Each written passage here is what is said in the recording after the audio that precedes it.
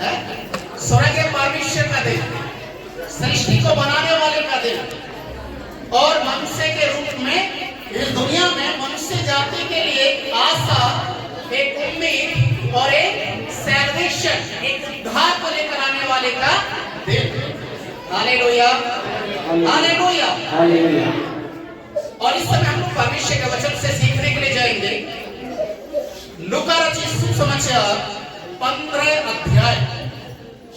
लूका रचित सुसमाचार 15 अध्याय उसका 18 और 19 पद आज हम लोग यहां से सीखेंगे वास्तव में क्रिसमस का अर्थ क्या है। Hallelujah, hallelujah. जब मैं बोलूं हालेलुया तो आपकी भी आवाज आनी चाहिए वैसा ही। हालेलुया। कपड़े उतरने चाहिए ऊपर वाले जो गर्म कर रखते हैं। Hallelujah, hallelujah. आज के वचन को आरंभ करने से पहले एक स्टोरी में बता देता हूं। एक विश्वासी किसी चर्च में चला गया और जिस चर्च में गया वहां पर हालेलुया बोलना अलाउड नहीं था। और ये व्यक्ति जब चर्च में जाता और जैसे इसको उत्साह और खुशी वाला वचन लगता, ये कुछ बोलने के लिए जाता, पादरी साहब बोलता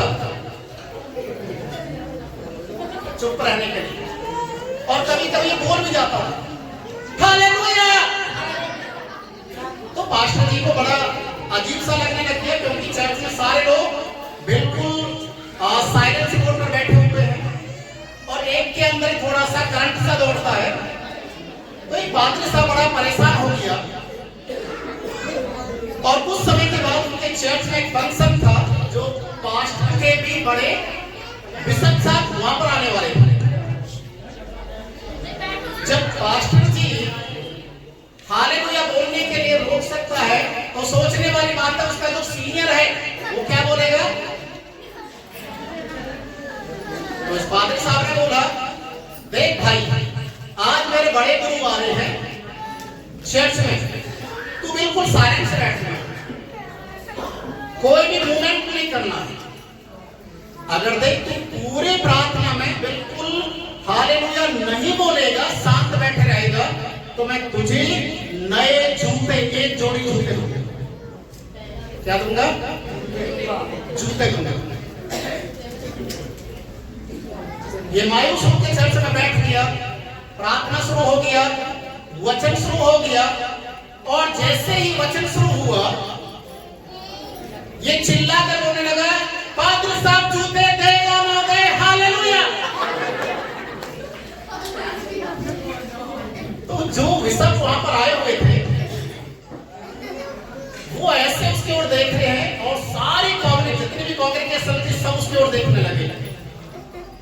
अब इसको थोड़ा सा डर लगने लग गया कि मुझे तो मना किया था, मैं तो बोल गया। तो बिशप साहब ने बोला, खड़े हो जाओ, क्या बोला था अभी? उसने बोला, पादरी साहब ने बोला था मैं तुझे एक जोड़ी जूते दूंगा, हालेलुया मत बोलना।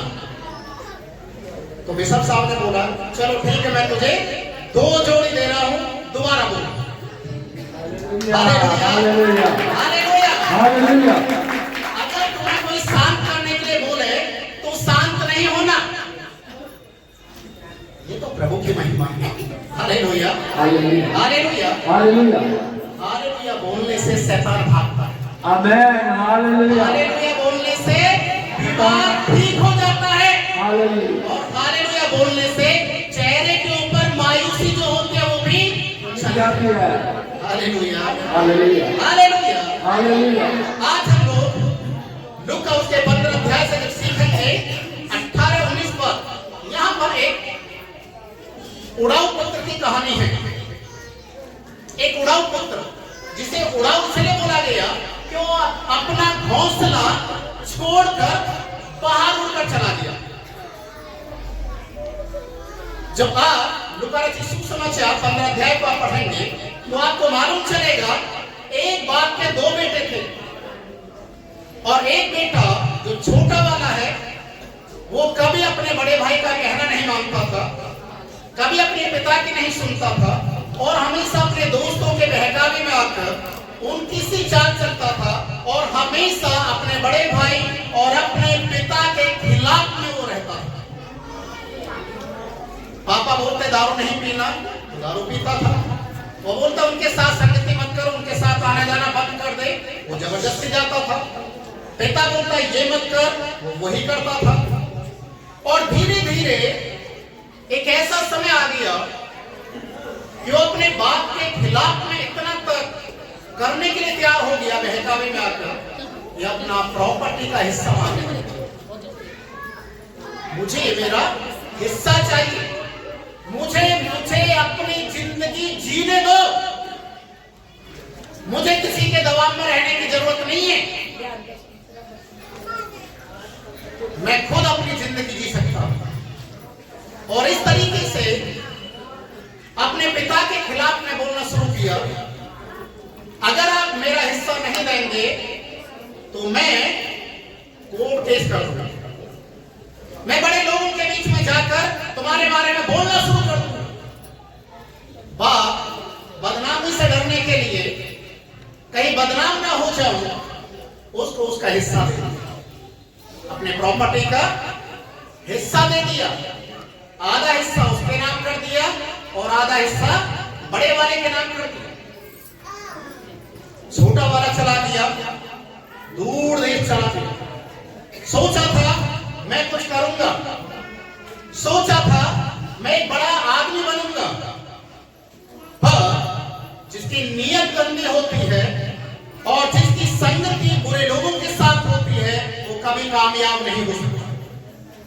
हालेलुया। परमेश्वर के वचन में लिखा है बुरी संगति अच्छे चरित्र को बिगाड़ देती। और ये जवान की संगति किनकी थी? बुरे लोगों से। ये नशा करना शुरू कर दिया, लड़कीबाजी करना शुरू किया, जुआ खेलना शुरू कर दिया और हर एक प्रकार के गंदे कामों को करने में ये लिप्त हो गया। और धीरे धीरे इसका सारा प्रॉपर्टी, बेचा हुआ पैसा सारा खत्म हो गया। जब पैसा खत्म हो गया तो ये नौकरी ढूंढने के लिए जा रहा है, काम करने के लिए जा रहा है, और कोई इसको काम नहीं दे रहा, कारण इसको काम करना आता ही नहीं है। अपने बाप के घर में राजा की तरह रहता था, हुक्म चलाता था, पर आज जब उसके पास कुछ भी नहीं रहा, लोगों के घर घर में जाकर दरवाजा खटखटाकर काम के लिए भीख मांगना शुरू किया। किसी ने काम नहीं दिया। आखिरकार ये एक ऐसे व्यक्ति के पास चला गया जिसका काम था सूअर पालने का। सूअर पालने का। उसने बोला मैं तुझे नौकरी तो दे दूंगा पर पैसे नहीं दूंगा। उसने बोला कि कुछ खाने के लिए तो मिल जाएगा। बोला एक टाइम का मिलेगा, काम करना है तो कर, नहीं तो जा, एक टाइम का मिलेगा। ये टाइम से खाना खाने के लिए नौकरी करना इसने शुरू किया। किसकी नौकरी? सूअर चराने की नौकरी।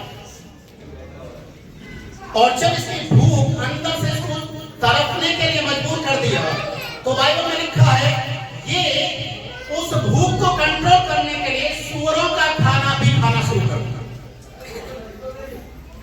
पहले कौन था ये? कौन था?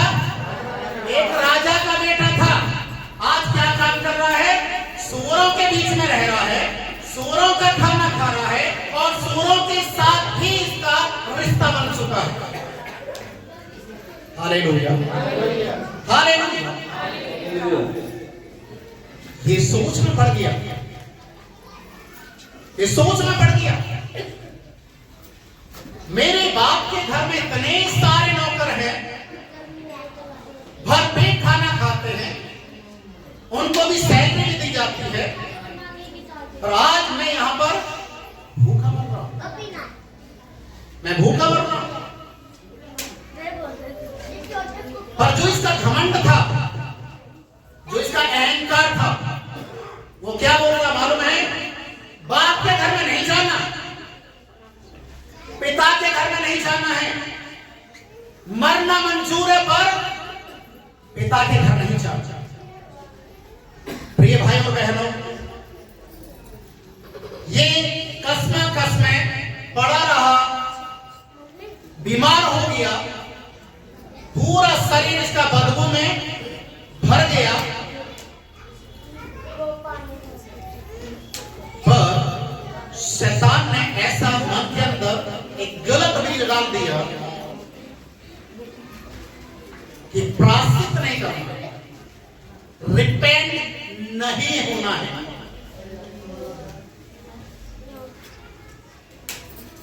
एक दिन लेटे हुए थे, इसकी आंखें आसमान की ओर, और आसमान की ओर देखकर इसको कुछ याद आया।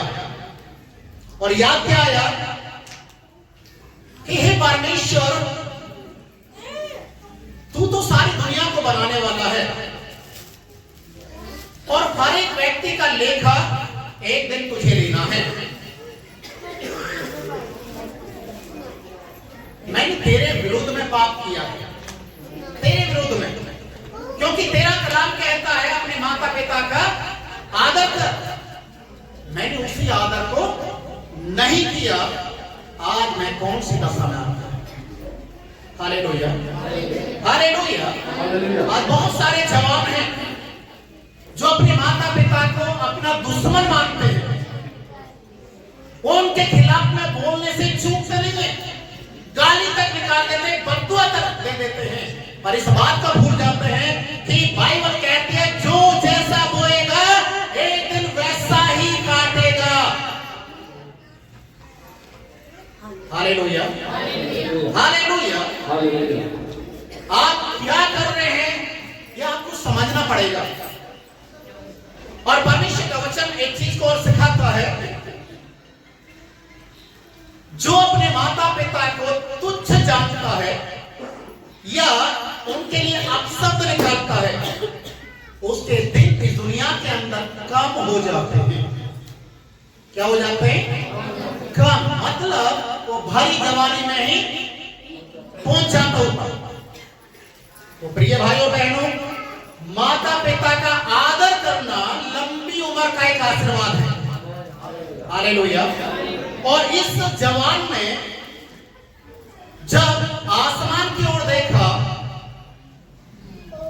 तो उसको ये सारी चीजें याद आ रही, और आखिरकार एक निर्णय को ले लिया।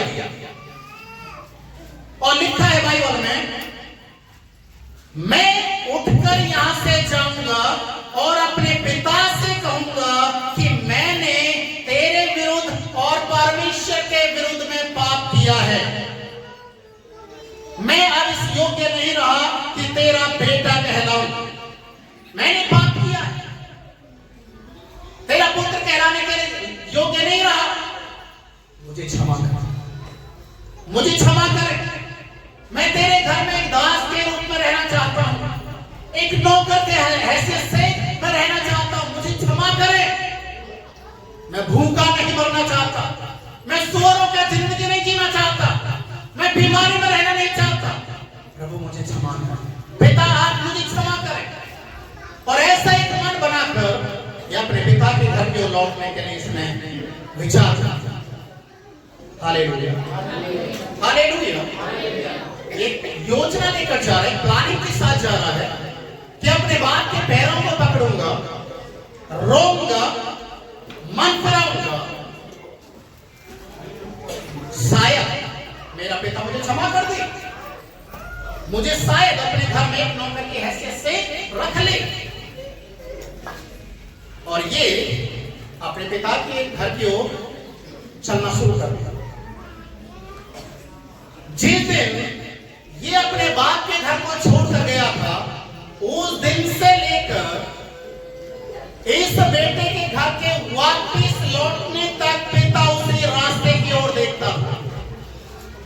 इस रास्ते से मेरा बेटा गया है, एक दिन इसी रास्ते पर वापस आना है, क्योंकि कहीं भी शांति नहीं, कहीं भी आशीष नहीं है। जो आशीष है वो मेरे घर हालेलुया। आज लोग शांति ढूंढने के लिए दारू का पीछा करते हैं, शांति ढूंढने के लिए लड़कीबाजी करते हैं, शांति पाने के लिए सिनेमा घर में जाते हैं, शांति पाने के लिए बहुत सारे ऐसे काम करते हैं। पिता के घर को छोड़कर ही शांति। Hallelujah, hallelujah, hallelujah. परमेश्वर के वचन में लिखा है, जब वो अपने पिता के घर की ओर लौटा और पिता ने दूर से अपने बेटे को पहचान लिया, दूर से पहचान लिया कि ये मेरा बेटा है। बेटे की जो हालत थी वह एक भिखारी के समान थी, दाढ़ी मूंछ बड़े हुए, कपड़ों से बदबू आ रही है, बहुत बुरी कंडीशन में है। और जैसे वो पिता के पास पहुंचा, बेटा तुरंत दौड़कर उसे सीने से लगा लिया। हालेलुया, हालेलुया, उसे सीने से लगा लिया, उसको चुम्बन देना शुरू कर दिया। वो रो रहा है, पिता भी रो रहा है। Hallelujah, hallelujah. देखिए पिता का प्रेम अपने बच्चे के प्रति कैसा था। उसने लाखों बुराइयां की हैं, लाखों अपशब्द इस्तेमाल किए हैं, फिर भी पिता ने उसे सीने से लगा लिया, गले से लगा लिया। आज वही यीशु मसीह जो इस दुनिया को उद्धार करता बनकर इस दुनिया में आज के दिन पैदा हुआ, वो भी आपको गले लगाने के लिए और परमेश्वर के साथ जो रिश्ता अदम की वाटिका में टूट गया था, उस रिश्ते को फिर से बनाने के लिए आज के दिन आ गया। Hallelujah, hallelujah. परमेश्वर के वचन में लिखा है, जैसे ही पिता ने अपने बेटे को गले से लगाया, अपने सेवकों से कहा, इसको लेकर जाओ, इसे नहलाओ धुलाओ, अच्छे कपड़े पहनाओ, इसके हाथों में अंगूठी पहनाओ, पैरों में जूते पहनाओ, क्योंकि मेरा बेटा मर गया था, आज वो जिंदा हो गया। Hallelujah, hallelujah. खो गया, आज वापस लौटा। अजीजों, आज बहुत सारे लोग इस दुनिया में खोए हुए, कोई मूर्ति पूजा में जा रहा है, कोई जागरण सत्संगों में जा रहा है, कोई कहां जा रहा है, कोई धर्म के काम कर रहा है, कोई क्या कर रहा है, और भूल जाते हैं कि एक परमेश्वर है, एक परमेश्वर है सृष्टि का मालिक, जिसने मनुष्य जाति को बनाया, वो आज भी आपका इंतजार कर रहा है। आप अपनी गलतियों के लिए तौबा करें, परमेश्वर की ओर लौटें, आपकी परिस्थिति चाहे कैसी भी क्यों ना हो, बदल देगा, वो बदल देगा। इस बेटे ने सोचा था, मैं नौकर बनकर पैरों को पकड़ूंगा, वो आपको नौकर नहीं बनाएगा, आपको बेटा और बेटी बनाएगा। Hallelujah, hallelujah, hallelujah. घर के अंदर आनंद का माहौल बन गया। बाप ने वहां पर दावत करना शुरू कर दिया, लोगों में उत्साह आ गया कि आज उस बाप का बेटा घर में लौटा है, इसलिए घर के अंदर आनंद का माहौल है।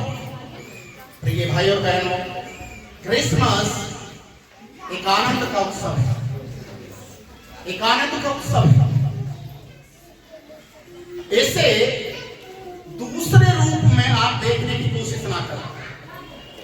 आज बहुत सारे लोग अन्य जाति लोगों के समान क्रिसमस के दिन अच्छा खाने के लिए कोशिश करते हैं और साथ में अच्छा पीने के लिए भी कोशिश करते हैं, और सोचते हैं हमारा बड़ा दिन तो तभी मनेगा जब अच्छा खाएंगे और अच्छा बड़ी वाली बोतल पिएंगे, तभी हमारा बड़ा दिन है। Hallelujah, hallelujah. परमेश्वर के वचन में एक स्टोरी में बता रहा हूं। दूसरा राजा उसका 6 अध्याय, और उसके जब आप 8 पद से जब आप आगे पढ़ेंगे तो यहां पर लिखा हुआ है, सोमरोन एक ऐसा नगर है जिसको अराम के राजा ने कब्जा कर लिया, चारों तरफ से उसे घेर लिया। उनका नगर से घर से निकलना दुश्वार हो चुका था, जो बाहर निकलेगा उसी को मार डालेंगे। घेराबंदी कर लिया, और लोगों के अंदर धीरे धीरे जो खाना था, आपने शायद देखा होगा कोरोना काल में क्या हुआ, घर में खाना था, जब तक वो खाना है तब तक वो खाएंगे, चैन से रहेंगे, और खाना नहीं मिलेगा या खाना खत्म हो गया तो घर से बाहर निकलने की कोशिश करेंगे, और घर से बाहर निकलेंगे तो पुलिस वाले क्या करेंगे? डंडे से उसको वापस भेजेंगे। आपने देखा था ना, कोरोना काल में यही था, कोई भी नहीं निकल सकता था। और ठीक वैसा ही सोमरोन के अंदर ही हो गया। चारों तरफ से किला बनाकर अराम के राजा ने सोमरोन को घेर लिया, और वहां का राजा बेनहद वो इतना मायूस हो गया कि मैं क्या करूं। और आखिरकार जब 24 पद को आप पढ़ेंगे तो वहां पर लिखा है, एक स्त्री राजा के सामने चिल्लाती हुई आती है और कहती है, हे राजा, हमारे लिए कुछ कर। राजा कहता है, मैं तेरे लिए क्या करूं? बोला, मेरी पड़ोसन वो मेरे से बोल रहे अपने बेटे को काट, हम उसे खाना चाहते हैं। क्यों मालूम है? क्योंकि एक दिन पहले मेरे बेटे को काट कर खाया, क्योंकि जीवित रहने के लिए हमें कुछ तो खाना पड़ेगा। मैंने अपने बेटे को दे दिया, उसे काट कर खाया है, अब उसके बेटे का नंबर है तो काट नहीं दे रही। राजा मत्था पकड़कर रोने लग गया, मैं क्या करूं? मैं कोई ईश्वर नहीं हूं, क्योंकि नगर से बाहर निकलेंगे मारे जाएंगे, नगर के अंदर रहेंगे मारे जाएंगे, अब क्या करना है? सारे लोग एक दूसरे की ओर देख रहे हैं, परमेश्वर से दुआ कर रहे हैं, परमेश्वर कोई एक अद्भुत चमत्कार करे। तो परमेश्वर ने वहां पर प्रभु के दास एलीशा की प्रार्थना को सुना, और परमेश्वर के दास ने कहा, कल इसी समय परमेश्वर कुछ बड़ा करने के लिए। तो उस नगर से बाहर 4 कोढ़ी थे।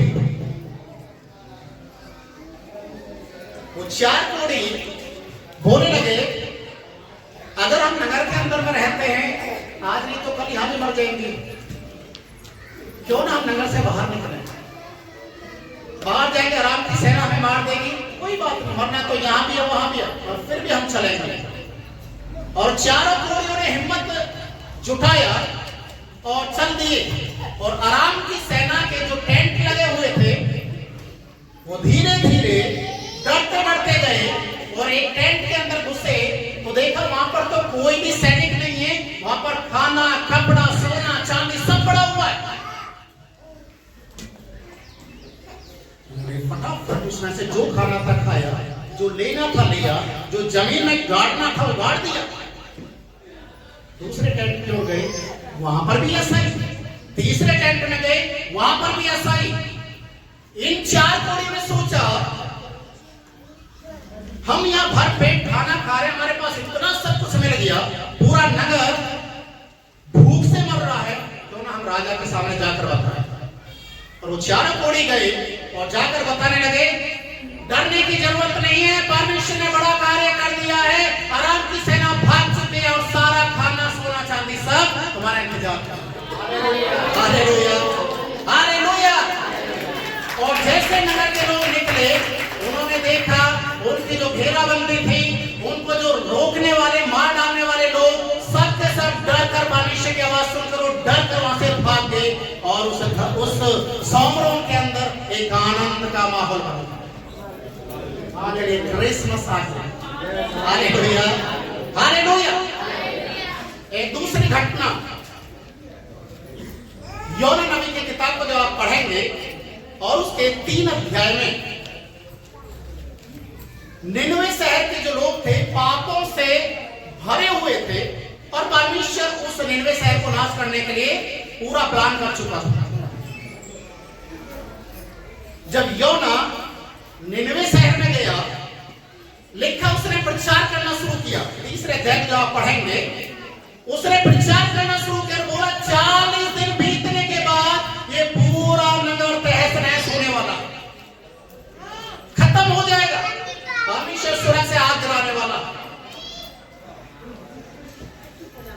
जैसे योना की आवाज को लोगों ने सुना, लिखा है बाइबल में, राजा से लेकर एक तंबू में रहने वाला गरीब सबके सब मन फिराने के लिए जमीन पर बैठ गए, रात में बैठ गए, टाट ओढ़ लिया और प्रायश्चित करना शुरू किया। प्रभु हमें बचा ले, हम मरना नहीं चाहते, हम नाश होना नहीं चाहते। मन फिराया अपने बुरे कामों से। और बाइबल में लिखा है, परमेश्वर ने जो उनको नाश करने के लिए, उनके कर्मों की सजा देने के लिए जो बोला था, उससे परमेश्वर ने उनको क्षमा कर दिया। हालेलुया। पूरे नगर के अंदर क्या हो गया? एक आनंद का माहौल। लोग आनंद मनाने लगे कि प्रभु ने 40 दिन का टाइम दिया था, 40 दिन के अंदर प्रायश्चित हो गया। सारे लोगों ने घुटने के बल आकर प्रार्थना किया। अब 40 दिन से ऊपर जैसे जैसे दिन जा रहे, लोगों का आनंद बढ़ना शुरू। हालेलुया। निनवे शहर के लोगों के लिए क्रिसमस आ गया। किस दिन? जिस दिन उन्होंने मन कर दिया। Hallelujah, hallelujah. एक और बाइबल में एक और घटना है।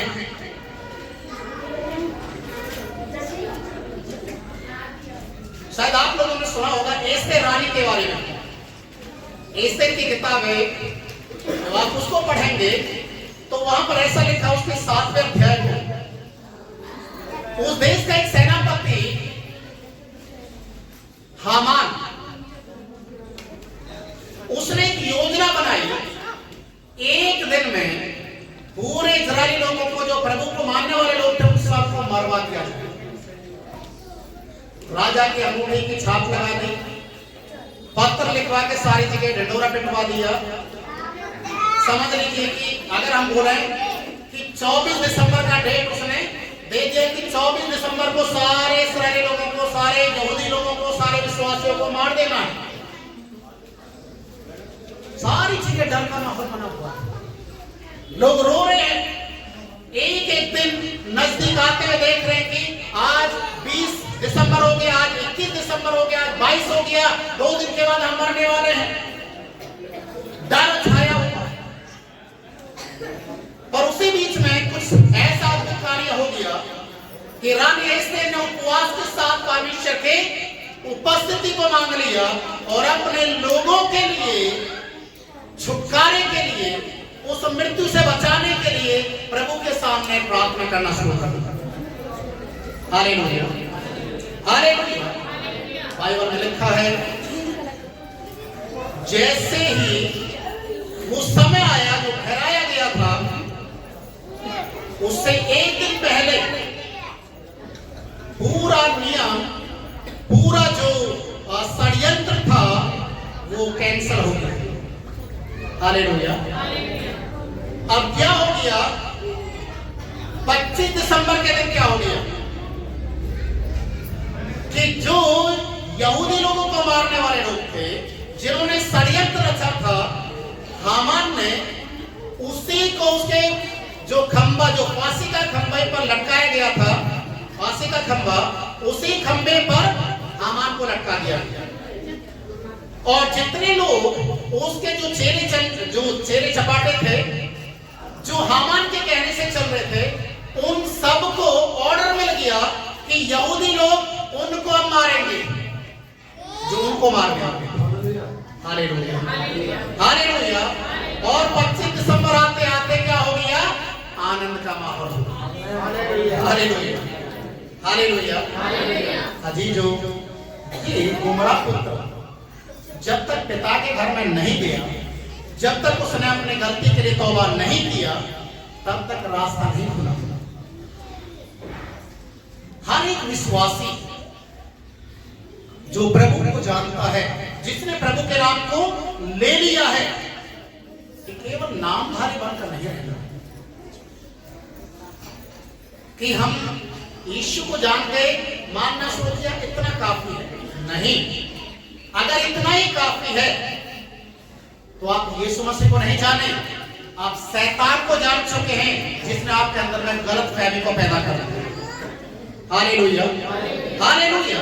जब आप मन फिराते हैं, जब आप मन फिराते हैं, बाइबल में लिखा है एक पापी जब मन फिराता है स्वर्ग में आनंद मनाया जाता है। Hallelujah, hallelujah. एक पापी के मन फिराने से स्वर्ग में आनंद मनता है, और जब स्वर्ग में आनंद मनता है तो उसके लिए वो क्रिसमस का दिन बनता है। Hallelujah, hallelujah. हर पापी के लिए, मन फिराने वाले व्यक्ति के लिए हर दिन क्रिसमस है, हर दिन। और जो प्रभु को जानने के बाद पाप करता है, चाहे कैसा भी पाप हो, उसके लिए वो गुड फ्राइडे हो जाता है। मतलब आपको यीशु को याद करना है जो आपके लिए मरा है। आप गलती करने के बाद बार बार यीशु मसीह को दुख पहुंचा रहे हैं, और जो आप रिपेंट करते हैं तो आपका दिन रिजरेक्शन डे के रूप में आप मनाना शुरू करो। मुर्दों में से जियो, पाप में से बाहर निकल आना, नींद से बाहर आ जाना। मतलब आज संडे के दिन प्रभु के उस पूर्ण उत्थान की सामर्थ को महसूस करो। Hallelujah, hallelujah. इसलिए जिस प्रकार से इस जवान ने अपनी गलती को सुधारा और ये अपने पिता के घर में लौटा, वो यीशु मसीह आज भी आपका नाम ले लेकर आपको बुला रहा है। वो आज भी आपके दिल के द्वार पर खड़ा होकर आज भी आवाज दे रहा है।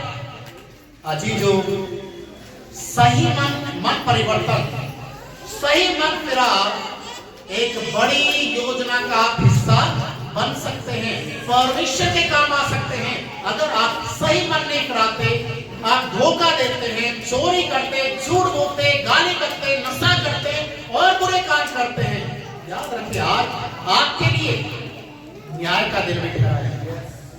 न्याय का दिन, उसमें आपका अपना कोई भी आपको बचाने वाला नहीं आएगा।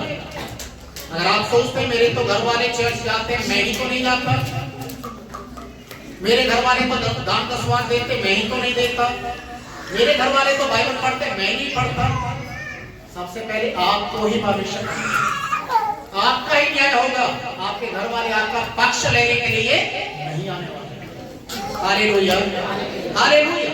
आइए अपनी आंखों को बंद करें और एक छोटी प्रार्थना के साथ आज के क्रिसमस प्रोग्राम को हम अपने जीवन के अंदर यीशु को प्रभु के रूप में स्वीकार करते हुए अपने जीवन के लिए क्रिसमस हम खुद बन जाएं।